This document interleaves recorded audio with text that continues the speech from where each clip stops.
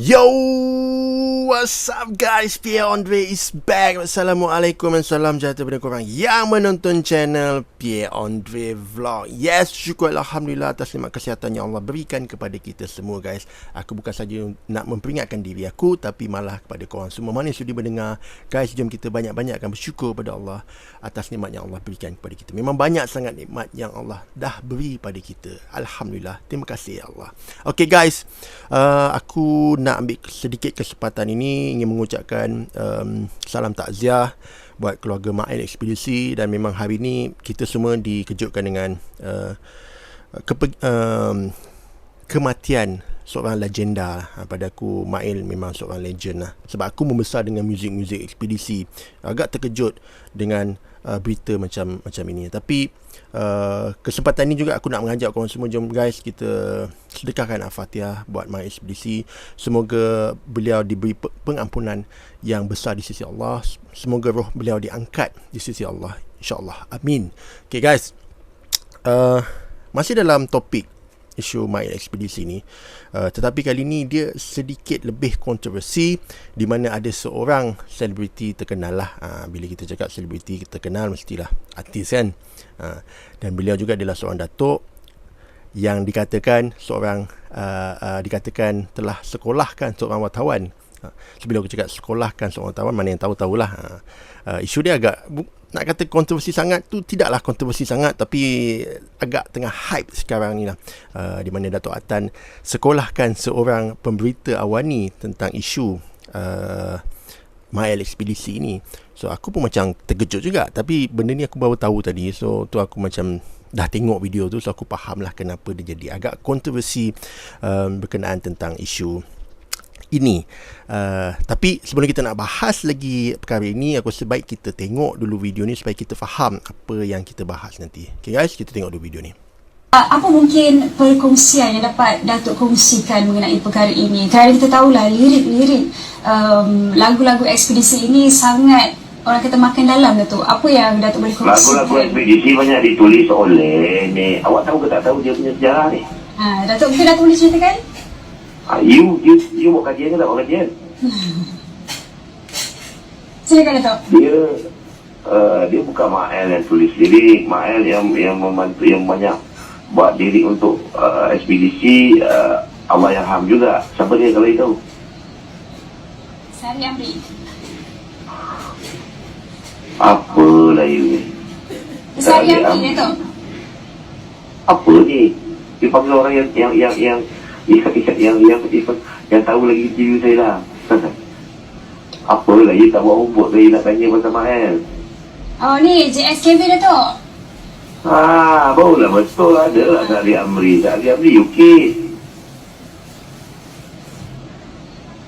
Aduh. Okey Datuk, mungkin kita nak teruskan dengan, mungkin ada sepatah dua kata yang ingin Datuk kongsikan.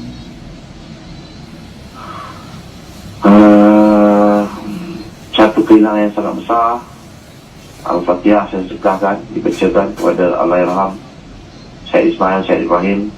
Memang arena metal ni kehilangan raja dia. Okey, baik, terima kasih.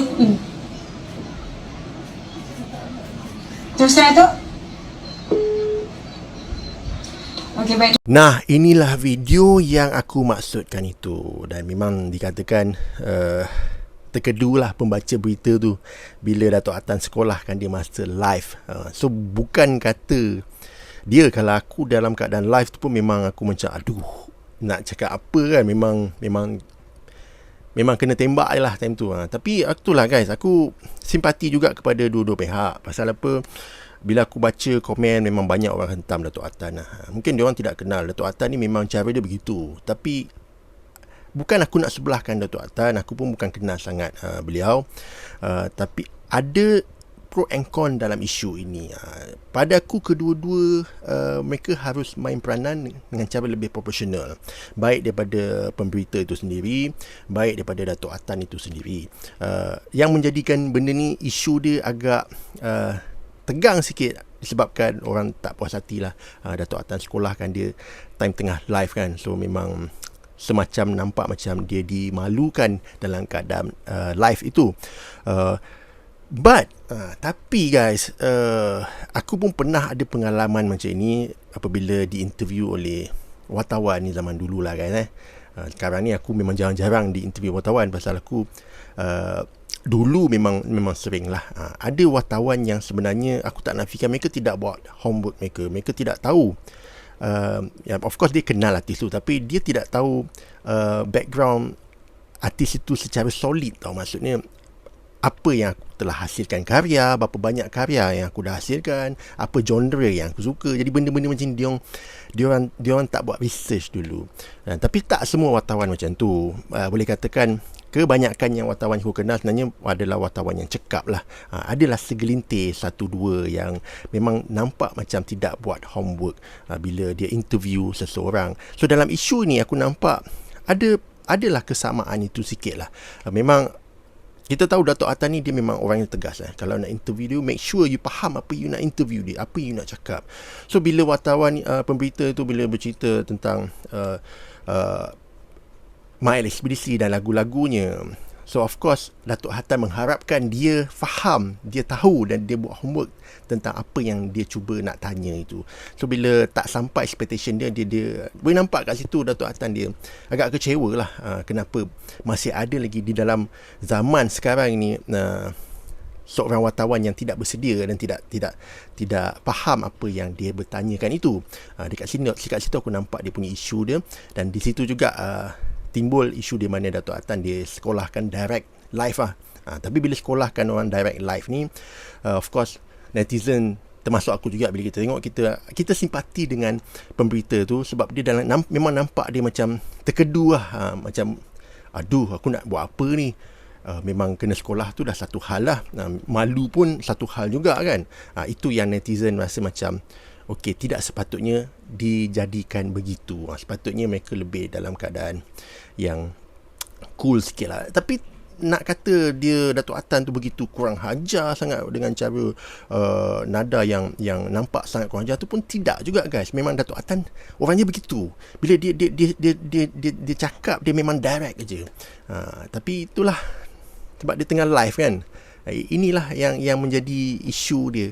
Aku honestly guys, aku bukan berpihak pada mana-mana, tapi aku lebih melihat apa yang ada dalam isu ni, pro and con, yang kita boleh ambil iktibar, kita boleh belajar daripada yang kita tonton tadi, sebagai satu pengajaran untuk kita jugalah. Manalah tahu kok satu hari nanti kan kau tengah jalan dekat mana shopping mall, tiba-tiba ada berita live interview kau kan. So bila kita ni live ni, ingat balik apa yang kita tengok ni. So kita pun mula dah jaga tata susila kita, jaga percakapan kita, berfikiran secara intelektual bila kita bercakap. So inilah satu pengajaran yang kita boleh belajar lah guys. Itulah dia. So agak kecoh juga hari ni, tapi hopefully lah isu ni tidaklah berlarutan.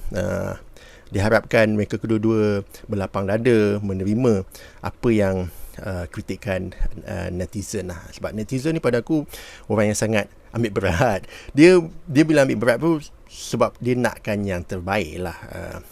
Dalam apa saja isu, bila kita tengok, kita macam kenapa jadi macam ni, dan sepatutnya tidak jadi macam ni. Sebab kita nak yang terbaik dalam setiap apa yang terjadi itu. Sama juga dalam isu Dato' Attan ni. So hopefully benda ni tidaklah berlarutan panjang, dan itulah dia guys. Itulah dia.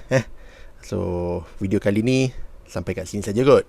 InsyaAllah kita jumpa untuk kita punya next video guys. Macam biasa, mana tengok pada awal sampai habis, aku ucapkan jutaan terima kasih. Aku doakan supaya korang panjang umur, murah rezeki, dan dipermudahkan segala urusan dunia dan akhirat. Sehingga kita jumpa untuk kita punya next video. Korang jaga diri, bye-bye. Stay safe, stay cool guys. Korang memang awesome. Ciao.